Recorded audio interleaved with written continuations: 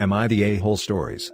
Am I the a-hole for not wanting to continue fighting for custody of my 9-year-old daughter? I know the title will automatically have many call me the a-hole, but I am really struggling with my situation. My ex and I share our daughter 50-50. We do not have the best relationship, constantly in and out of court since my daughter was 1.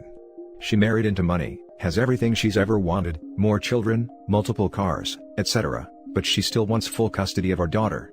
When the pandemic started, she kept our daughter claiming I would expose her. She refused to let me see her or talk to her for 2 months. I, of course, contacted the police multiple times who did nothing and my attorney couldn't do anything. When restrictions were lifted, I was reunited with my daughter. Things were great for the first couple of days, but then her attitude changed. She was always sad and crying. Took a while, but my wife and I were able to create a safe enough space for her to share her feelings. Long story short, what she shared made me report it to CPS with the consultation of my attorney. When CPS finally got involved, the investigator found nothing, but my ex essentially blamed everything on me. Apparently during the time my ex didn't allow me to see my daughter, she had our daughter write a diary of how unhappy she was with me and my wife, how mean and horrible we are to her, what we do to her, all of which are complete lies. The CPS investigator confirmed that's what my daughter said, and has the diary as proof. We were being charged with all these allegations, and we lost custody. When it was time to say goodbye, my daughter was sobbing saying that she was sorry for lying. She explained that her mother made her write those things.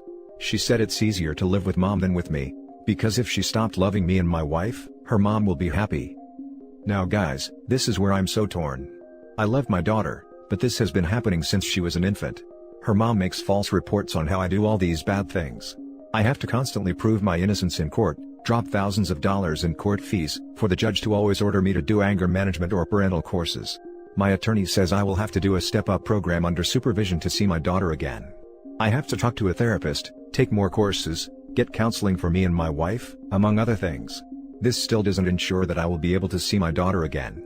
My attorney also says that if given custody back, I will have to be very careful with my daughter, because since she made these allegations, the next time mom wants to try something, they will automatically take her away and I could face jail time. I'm exhausted, so tired of this uphill battle for me to constantly get pushed back down. I wonder if it would be easier, not only on me, but my daughter. Eliminating me from her life could make it easier on her. Again, I know I sound like an a-hole, I probably am. I just don't know what to do anymore. Now for the top comments. Not the a-hole. Seriously man, you are not an a-hole for putting yourself first, after being defeated against impossible odds. It is too much for you to handle, and there is nothing wrong with admitting defeat and re-establishing a relationship with your daughter at say 18, or maintaining one over the internet or phone. Unless of course she is being abused by your ex-wife, I don't think you deserve to be judged for giving up on this battle. My hope is that I have established a strong enough foundation with her. I fought for the last 8 years, creating this strong bond with her. She knows I love her no matter what, and that her door is always open. Nothing can change what we feel for her. I hope when she is old enough, she will seek a relationship with me. Talk to her and try to explain why you are forced to abandon your battle. Also be sure to talk to her and not make her feel as if you have forgotten her. Also, if anything could be arranged for visitation, do look into it. P.S. Why wouldn't she tell the court that she was forced to lie, and that her mother coerced her to commit perjury? I did talk to her. We all sat down as a family and explained the situation as best as we could. We are waiting to see if mom approves visitation. If she does, she explained that she's too scared to tell the truth, that mom made her lie. Her mom explained that if she were to tell the truth, they'll lose all their money, their cars, and all of her toys. I have no grounds to give advice or judge you. I'll share my idea and you can tell me back if I'm crazy or an a. Make a pact with your daughter. Keep however many visitations you are allowed and play your wife's games. Tell your daughter how much you love her, but you will step back and stop this war. Every time you see her, tell her how much you love her, and keep in touch. In 5 years or so, she will have more power to decide what she wants. Don't disappear from your daughter's life, but show to her that you never stopped loving her, and that you will never forget her. 9 years old are already smart and they are aware of things around them. What is wrong and what is right. Make sure that there is no doubt in her mind that you love her wholeheartedly. Keep in constant contact with her, like getting her a cell phone or something, so you can call or chat with your daughter. Give her a plushie or something cute, so that she can remember you by. Not the a-hole. If you're facing the possibility of jail time, but I agree, continue to show and tell her that you love her unconditionally for the rest of her childhood. If you aren't able to spend time with her in the same physical space, do video chats, write letters, email, call, message, weekly, at least. Send her packages for special occasions, but also just when you see things that remind you of her. Share things about yourself, and ask about her so she still feels like you know her, and she knows you. Do not stop the communication, even if it's only one way. If for some reason you don't think she'll see these communications because your ex will intercept, then keep a record/copy of any communication, or gift to give to her at a later date. Every letter, email, or gift you would have sent. Good luck, OP. The next story is titled, Am I the a-hole for kicking my brother out when he yelled at me for having a baby? I have 2 kids, from 2 previous relationships, and I'm now with my boyfriend, who also has 2 kids from a previous relationship. We both have full custody, and we've been living together for about 2 years now in a 3-bedroom house, and while on paper it might sound like we're kind of crammed in here, we're really not, as each room is large enough that if you split it in half, you'd still have an above-average sized bedroom. I'd say on the whole, we're comfortable enough when it comes to money/lifestyle and can adequately provide for the kids, but we're not rich. My boyfriend and I had previously agreed on not having additional children, as the 4 we have are already enough, but a month ago I found out I was pregnant.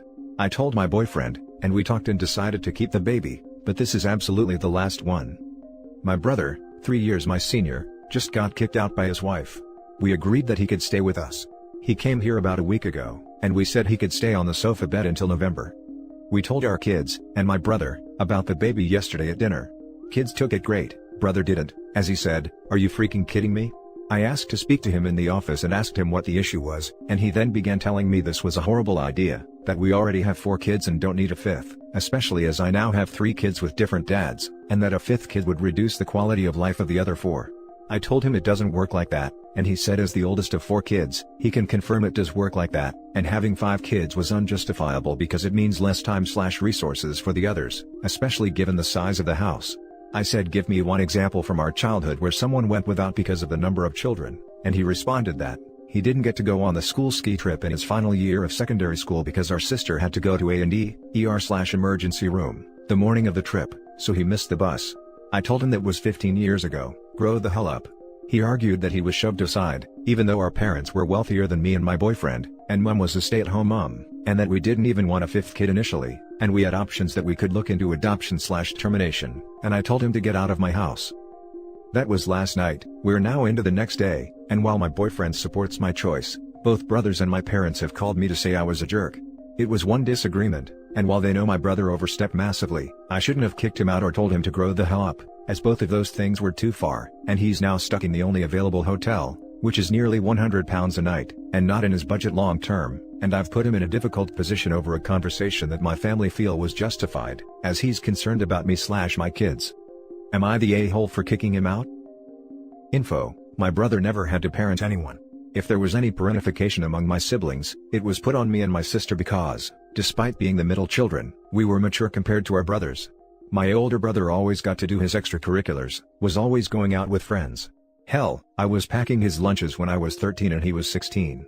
Which is why I'm determined to not let that happen with my kids. Now for the top comments. Not the a-hole, he has no say in how you live your life. Warning, personal opinion though, I must point out, 5 kids, and promising, this is the absolute last lol, my goodness then get it nipped, I am stressed out for you handling 5 kids. Yeah, we know it's not great, lol.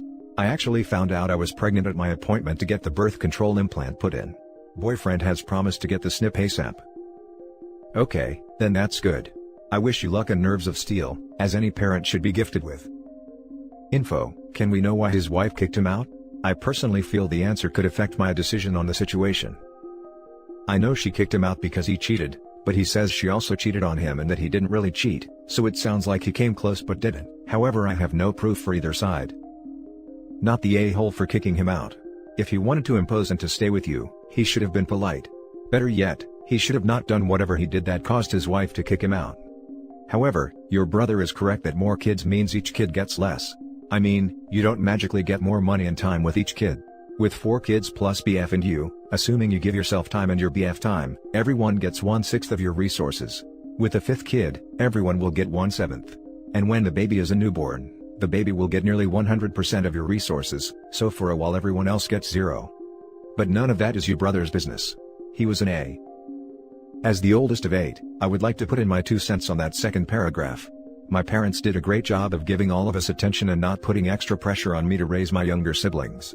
I might not have gotten quite as much time with my parents as I would have as an only child, but I have all of these great siblings I am very close to, in addition to my parents. The 1/7 of mom's time can be balanced out by having so many playmates at home. I think you can have a healthy or unhealthy family just as easily with few or many kids, as long as finances aren't the issue. Now for the last story. Am I the a-hole for telling my sister to shut the hell up after she constantly tries to parent me? Backstory: my sister moved back in about 8 or 9 months ago, since she couldn't afford her apartment, and her college is fully online now. She hasn't lived at home since she was like 20 and I was 13, and other than Thanksgiving or Christmas, I rarely if ever saw her. I am now 18 and she's 25. Since moving back in, she has tried really hard to be a second mom to me. Like, I get being sort of like a parent sometimes, because I mean she was, when I was really younger and had to watch me from time to time, but holy crap is it annoying now.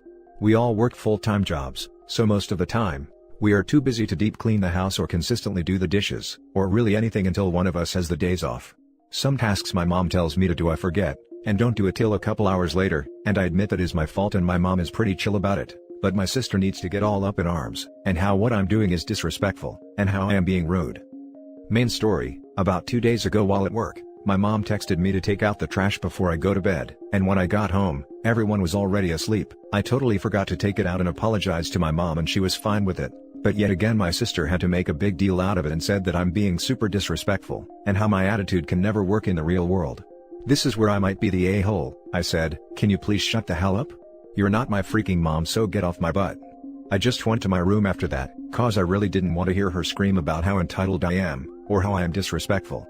When I got home from work yesterday, my PS4 and cable box weren't in my room, and my sister grounded me for being, you guessed it, disrespectful. I was pretty mad at this point and asked my parents to get my stuff back, which they did, but said I was way out of line for my comment and then made me apologize to her. She didn't need to apologize for literally stealing my stuff and grounding me. Am I the a-hole? Now for the top comments. Not the a-hole, but you need to call a house meeting, and sit everyone down and lay down some ground rules. You and your parents have been growing up together. I mean, you've been growing up and they've been growing their treatment of you up this whole time, and your sister has been left 5 years behind. So, catch her up. You're an adult now, and only your parents get to give you orders. She's your sister, not your babysitter, and you don't owe her any respect that she doesn't return. However, given the fact that she did take care of you when you were younger, you do need to cut her some slack.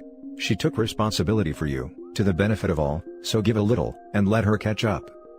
I get your point, but not every situation in which an older kid is sometimes in charge of the younger ones is branification. Using it in this way diminishes actual situations where kids are given inappropriate responsibilities. Not the a-hole. Your sister isn't making it in the real world either. She moved back in. She's insecure about that, and is taking it out on you. Your parents are absurd though for allowing her to take your stuff and ground you. They are giving her power over you, and that's messed up. Address it with the parents. If they do nothing next time, call the police. She isn't a parent. It is theft. She never did college, but she hated her job that she was doing when she moved out and started college when she was 23. Not the a-hole. You don't owe her much respect if she's treating you like that. I'm not sure your sister understands that you don't answer to her either. Just ignore her next time if possible. Can you lock your room? This a million times. I came home from school one day to my elder sister just sitting in my bedroom floor using my things. She was asking for hair products and all that. I didn't say anything to her because she would have blown up. I just bought 2 giant C-hooks, screwed one to the door, one to the wall, and padlocked them. The problem wasn't mine anymore. And that's it for this video, guys. If you have thoughts to share, leave a comment below.